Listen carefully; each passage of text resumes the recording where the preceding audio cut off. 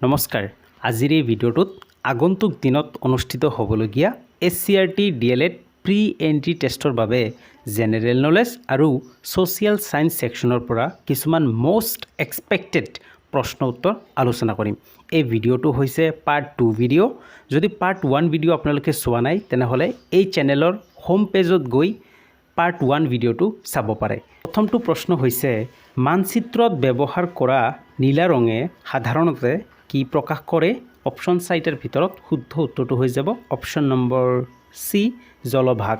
মানচিত্ৰত ব্যৱহাৰ কৰা নীলা ৰঙে জলভাগ প্ৰকাশ কৰে।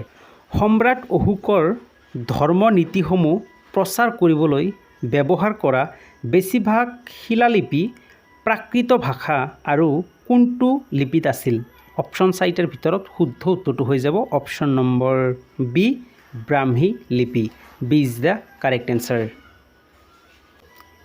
বিখ্যাত ইণ্ডিকা গ্ৰন্থখন লিখা মেগাস্থেনিছ কাৰ দূত হিচাপে ভাৰতলৈ আহিছিল?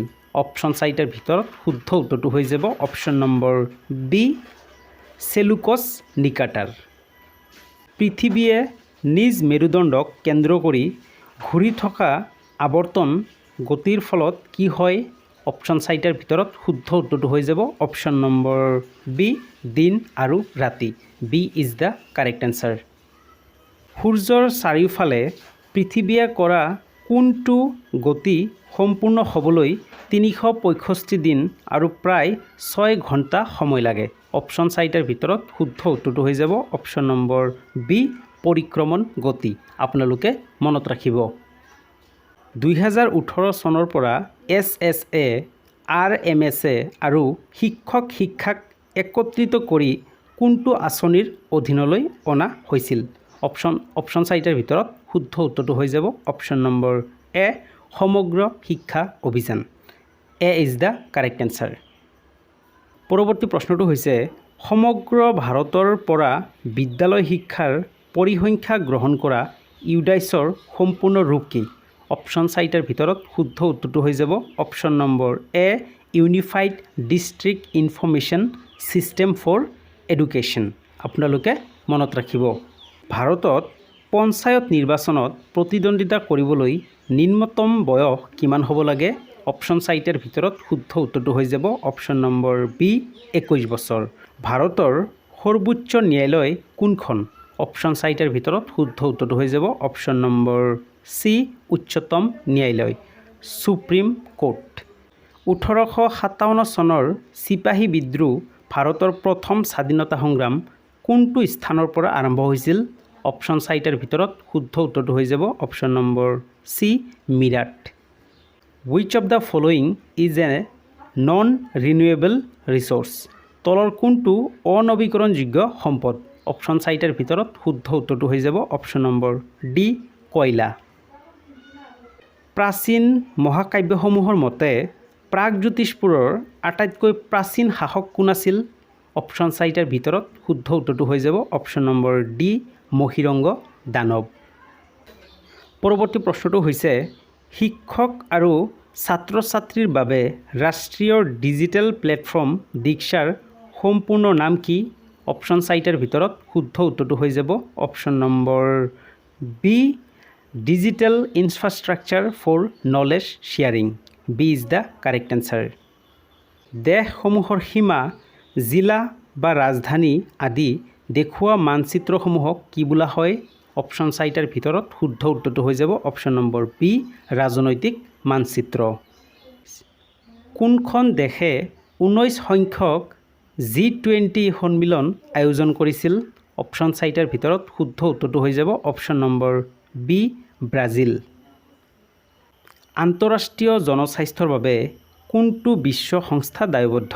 অপশ্যন চাৰিটাৰ ভিতৰত শুদ্ধ উত্তৰটো হৈ যাব option number C WHO world health organisation. বন্ধুসকল যদি আপোনালোকে এই ভিডিঅ'টোত এটা লাইক কৰা নাই তেনেহ'লে এতিয়াই এই ভিডিঅ'টোত এটা লাইক কৰি দিয়ক, কাৰণ আপোনালোকে ভিডিঅ'টো যেতিয়া লাইক কৰে তেতিয়া মই উৎসাহ পাওঁ, নতুন নতুন ভিডিঅ' বনাবলৈ উৎসাহ পাওঁ। সেইকাৰণে ভিডিঅ'টোত এটা লাইক কৰি দিব। চৰাইদেউত অৱস্থিত আহোম ৰজা ৰাণীসকলৰ ৰাজকীয় সমাধিস্থলসমূহ সাধাৰণতে কি নামেৰে জনাজাত? অপশ্যন চাৰিটাৰ ভিতৰত শুদ্ধ উত্তৰটো হৈ যাব অপশ্যন নম্বৰ এ মৈদাম। A is the correct answer. অসমৰ তলৰ কোনখন জিলা মৃৎশিল্প টেৰাকোটা উদ্যোগৰ বাবে বিখ্যাত? অপশ্যন চাৰিটাৰ ভিতৰত শুদ্ধ উত্তৰটো হৈ যাব অপশ্যন নম্বৰ এ ধুবুৰী জিলা।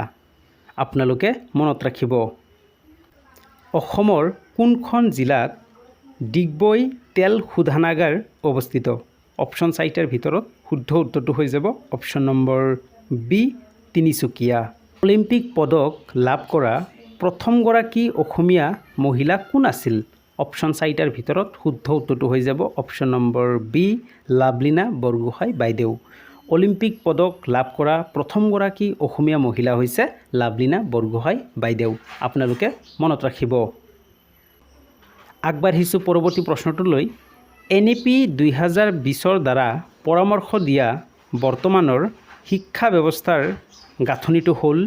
অপশ্যন চাৰিটাৰ ভিতৰত শুদ্ধ উত্তৰটো হৈ যাব option number B 5+3+3+4। B is the correct answer. সমগ্ৰ শিক্ষা অভিযান আঁচনিখন বিদ্যালয় শিক্ষাৰ কোনটো স্তৰলৈকে বিস্তৃত এক সংহত আঁচনি? অপশ্যন চাৰিটাৰ ভিতৰত শুদ্ধ উত্তৰটো হৈ যাব অপশ্যন নম্বৰ বি প্ৰাক প্ৰাথমিকৰ পৰা দ্বাদশ শ্ৰেণীলৈ। আপোনালোকে মনত ৰাখিব। ৰাষ্ট্ৰীয় কাৰ্যসূচী নিপুণ ভাৰত তলৰ কোনটো ক্ষেত্ৰত দক্ষতা অৰ্জনৰ বাবে মুকলি কৰা হৈছে? অপশ্যন চাৰিটাৰ ভিতৰত শুদ্ধ উত্তৰটো হৈ যাব অপশ্যন নম্বৰ বি বুনিয়াদী সাক্ষৰতা আৰু সংখ্যা জ্ঞান। B is the correct answer. Foundational literacy and numeracy. Mahatma গান্ধীৰ নেতৃত্বত ঐতিহাসিক দাণ্ডী যাত্ৰাই কোনটো আন্দোলনৰ সূচনা কৰিছিল? খুবেই গুৰুত্বপূৰ্ণ প্ৰশ্ন। অপশ্যন চাৰিটাৰ ভিতৰত শুদ্ধ উত্তৰটো হৈ যাব অপশ্যন নম্বৰ বি আইন অমান্য আন্দোলন। কোনটো পৰ্বতমালাই ইউৰোপক এছিয়াৰ পৰা পৃথক কৰিছে? অপশ্যন চাৰিটাৰ ভিতৰত শুদ্ধ উত্তৰটো হৈ যাব অপশ্যন নম্বৰ চি ইউৰাল। ভাৰতৰ মাজেৰে পাৰ হৈ যোৱা অক্ষৰেখাডাল কি? অপশ্যন চাৰিটাৰ ভিতৰত শুদ্ধ উত্তৰটো হৈ যাব অপশ্যন নম্বৰ বি কৰ্কটক্ৰান্তি ৰেখা। ক্ৰান্তীয় বৰ্ষাৰণ্য দিহিং পাটকাই অসমৰ কোন কোন জিলাত অৱস্থিত? অপশ্যন চাৰিটাৰ ভিতৰত শুদ্ধ উত্তৰটো হৈ যাব অপশ্যন নম্বৰ এ ডিব্ৰুগড় আৰু তিনিচুকীয়া জিলাত অৱস্থিত। আপোনালোকে মনত ৰাখিব। ভাৰতৰ মুঠ ভূখণ্ডৰ কিমান শতাংশ ঠাই অসমে আগুৰি আছে? অপশ্যন চাৰিটাৰ ভিতৰত শুদ্ধ উত্তৰটো হৈ যাব option number A 2.4%। 2.4%। A is the correct answer. বন্ধুসকল আজিলৈ ইমানেই আছিল। যদি ভিডিঅ'টোৰ দ্বাৰা অলপ হ'লেও উপকৃত হৈছে তেনেহ'লে ভিডিঅ'টোত এটা লাইক কৰিব। ধন্যবাদ।